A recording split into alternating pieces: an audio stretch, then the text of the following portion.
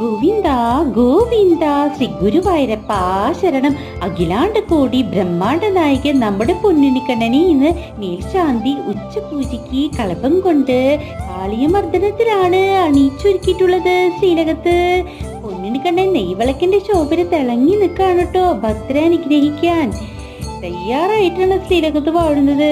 അതും മാണിക്യക്കടങ്ങൾ നീട്ടി എഴുതിയിട്ടുണ്ട്. സ്വർണ്ണഗോപി നെറ്റത്ത് തൊട്ടിട്ടുണ്ട്. തോളത്തും മാറത്തായിട്ട് സ്വർണ്ണത്തിലകൾ അഴിഞ്ഞിട്ടുണ്ട്. കഴുത്തിലഴിച്ചു കഴിഞ്ഞാൽ മുല്ലുമുട്ടുമാല ധരിച്ചിട്ടുണ്ട്. വളയന്മാല ധരിച്ചിട്ടുണ്ട്. പൊന്നരഞ്ഞാളം ചാർത്തിയിട്ടുണ്ട്. തൃപ്പാദങ്ങളില് കാൽത്തലകൾ അരിഞ്ഞിട്ടുണ്ട്.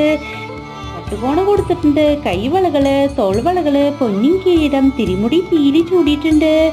അതും പൊന്നുണ്ണിക്കന്റെ വലത്തേ കൈയില് പൊന്നോടൊക്കുള്ളുണ്ട്. ഇടത്തേ കൈ കാളിയന്റെ വാലും പിടിച്ചിട്ട് ചെറു പുഞ്ചിരിയോടൊട്ടാണ് ശ്രീലകത്ത് വാഴുന്നത്.